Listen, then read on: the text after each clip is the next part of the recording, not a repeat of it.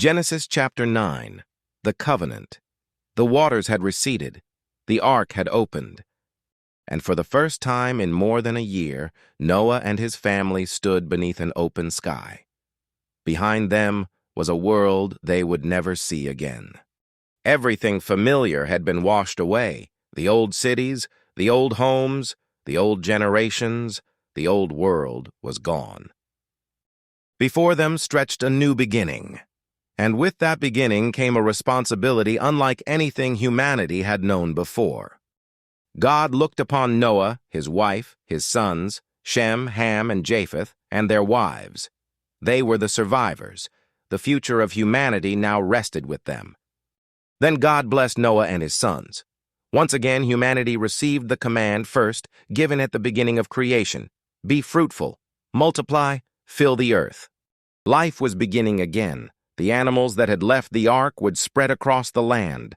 Birds would fill the skies. Creatures would multiply throughout the wilderness. And humanity would once again grow into families, communities, and nations. But this new beginning would not be exactly like Eden. The world had changed. The relationship between humanity and the animal kingdom would now carry a new tension. Animals would fear mankind, and mankind would hold greater authority over them. God also provided Noah and his family with food from the living creatures of the earth, while giving clear boundaries concerning the sacredness of life. For even after the flood, one truth remained unchanged. Human life was different. Humanity had been created in the image of God. Every person carried something sacred. And because of this, the shedding of innocent human blood would not be treated lightly. Life belonged to God. No person had the right to treat another human being as worthless. The violence that had consumed the world before the flood had been one of the reasons judgment had come. Now, as humanity began again, God established the seriousness of justice. But then came something even greater. God made a covenant, a promise. Not only with Noah, not only with his sons, but with their descendants, with every generation that would come after them, and even with the living creatures of the earth.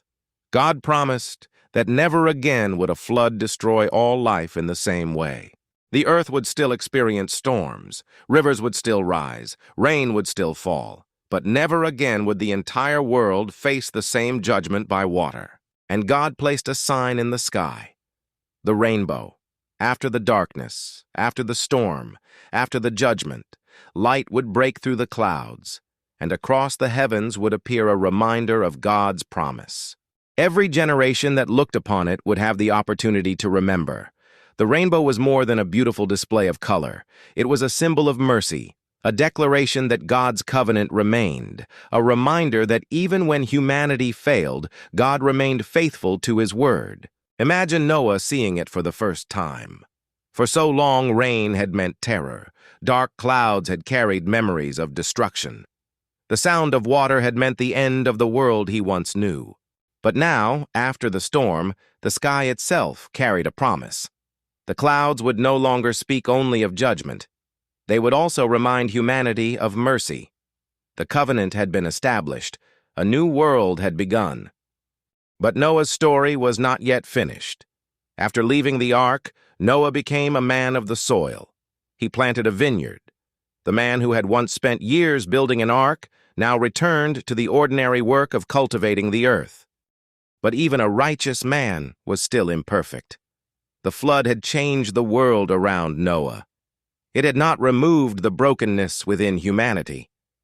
One day, Noah drank from the fruit of his vineyard and became drunk. In his vulnerability, he lay uncovered inside his tent. What happened next would bring conflict into Noah's own family. His son Ham saw his father's shame and went outside to tell his brothers. But Shem and Japheth responded differently. Rather than expose Noah, they took a garment and walked backward into the tent. Without looking upon their father, they covered him. They chose to protect his dignity rather than make a spectacle of his weakness. Later, when Noah learned what had happened, the consequences reached beyond that moment. Words of blessing and judgment were spoken over the future of his sons and their descendants. Shem received a blessing connected to his relationship with the Lord. Japheth was also blessed with a promise of expansion, and Canaan, connected to Ham's family line, became associated with a future of servitude and conflict. The new beginning had not erased humanity's old problem. Sin had survived the flood.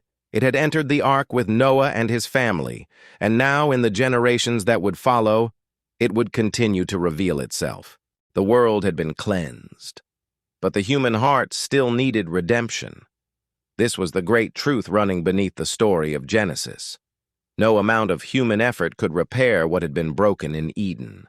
Not civilization, not achievement, not judgment, not even a flood.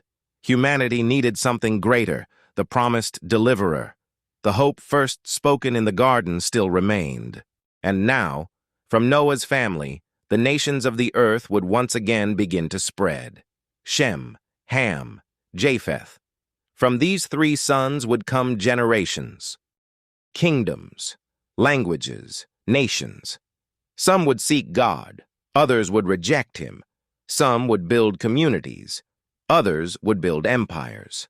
And once again, humanity would face a choice. Would they trust their Creator, or would they seek to build a world without him? The flood had given humanity a new beginning, but a new beginning is not the same as a new heart. The rainbow remained in the sky as a symbol of God's mercy. The covenant remained as a promise of his faithfulness, and the future stretched out before Noah's family, a future filled with possibility, a future filled with danger, and a future that would eventually lead to a single family, a single man, and another promise that would change the course of history. But before that promise could be revealed, humanity would once again gather together. They would build a great city. They would raise a tower toward the heavens. And once again, mankind would attempt to make a name for itself. The story was moving forward. The flood was over. The rainbow remained. But humanity was about to discover that even after receiving a second chance, the oldest temptation still remained: to live without God. To be continued in Genesis chapter 10.